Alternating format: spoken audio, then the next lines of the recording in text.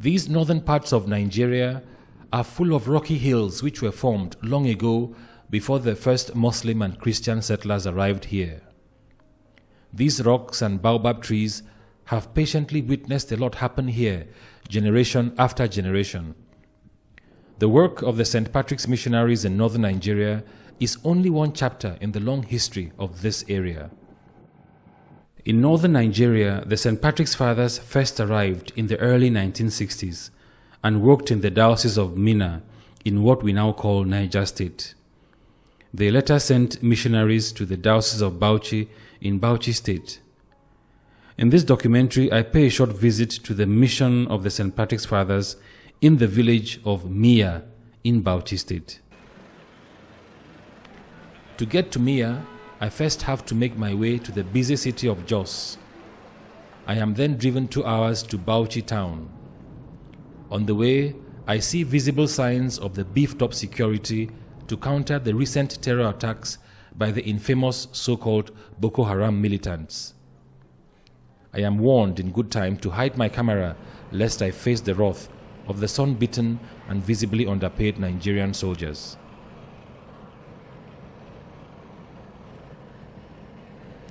The next day, Father Vitalis Young, a Nigerian St. Patrick's missionary, arrives to collect me and drive me just over an hour up to Miya village and the mission. It is good to see Vitalis again after a few years. We stock up on food and provisions before we head to rural Miya.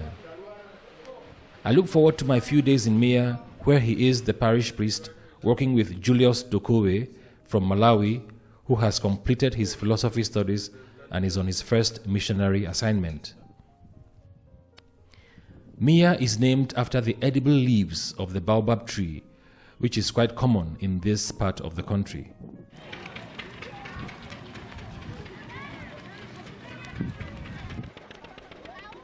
Once I am in Miya, I do get the strong sense that I am in Muslim territory.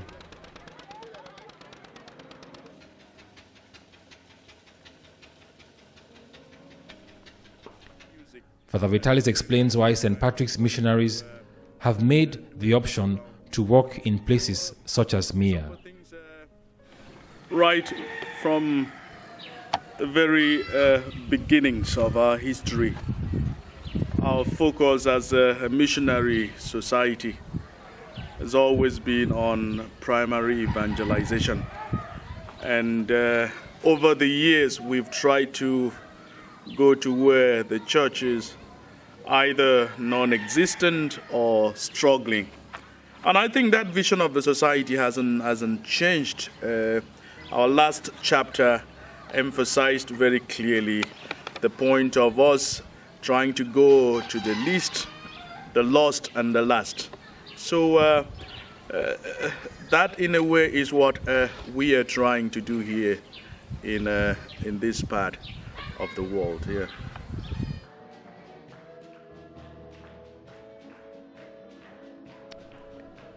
Sunday Mass in the modest church in Miya is at 7 a.m., after which the priests, catechists, and seminarians travel to any of the 14 outstations attached to Miya pastoral area.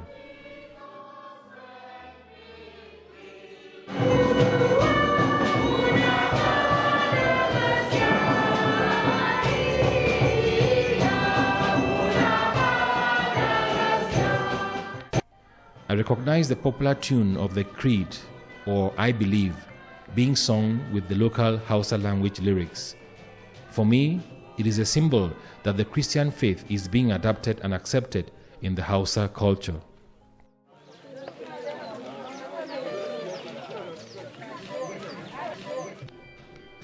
I am also glad to observe both boys and girls serving the Holy Mass side by side. Girls and women in these parts of Nigeria experience a lot of discrimination, even though they are the backbone of the community. The recent kidnapping of over 200 girls in the village of Chibok in the next-door diocese of Maiduguri gave this issue global attention. Father Vitalis sees women empowerment and the education of the girl child as one of his priorities. And as you know, women are big pillars of our society, especially in the African context. And it's not different here. But it's always sad that women haven't got that environment where they can let themselves and their potentials flourish. So as a church, it's one aspect that we have tried to look at and to figure out what can we do to help our women who are really struggling here, and yet they have to take care of their families. And so we came up with a decision some time ago that we would build shops for them where they can at least have a space to trade and try to make ends meet. And in that way, we hope to, in a little way, empower our women.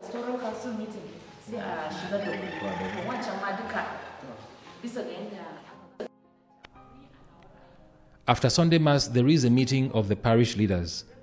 I am impressed by the diversity and energy of the group and the fact that they can meet independent of the parish priest.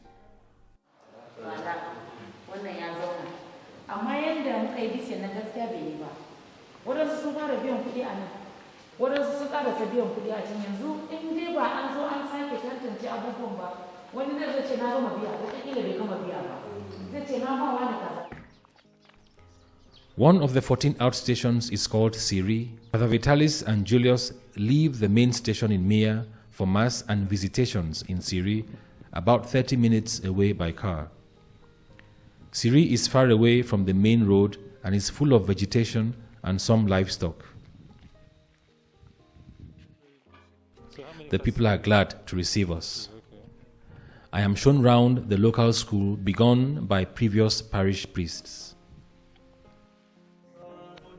I am drawn to a poster on the wall showing the photo of Pope Francis surrounded by those of Nigerian bishops.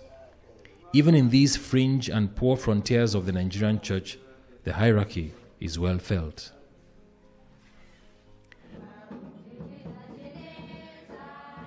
The women are in their colorful uniform today, and more arrive after the Mass has begun. I am told that there is a combined meeting after Mass for all the women in the whole of Miya Parish. On arrival, they say a short prayer of thanksgiving before even getting off the bus. In Nigeria, a safe journey is never taken for granted. The Hausa-speaking women are a unique group in the church in northern Nigeria, known as the Zumuntamata. One of their many contributions to the local church is their local lively music.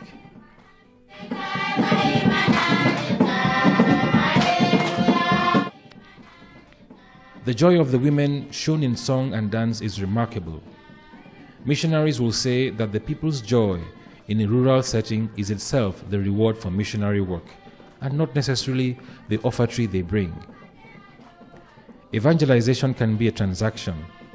The missionary may offer the word of God and other pastoral services, and in return, these simple and contented people offer the missionary the joy of the gospel, a commodity that is hard to find.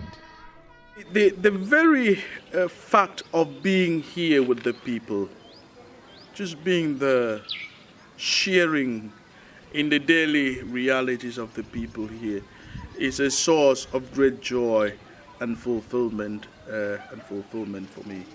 And having that feeling that in a small way I am also fulfilling the mission of Christ, the mission of the church, the mission of our society, to go out to the ends of the earth and be a minister.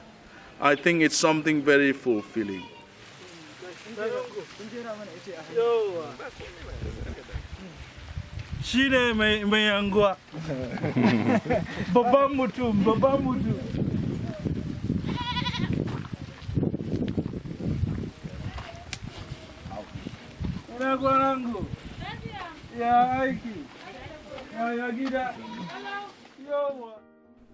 One of the homes we visit in Siri is that of the local chief. The family tell Vitalis that the harvest is near and they look forward to it. I am curious as to how many children are in this household. I am told rather discreetly there are 12. It is a joyful visit full of humor and lightheartedness.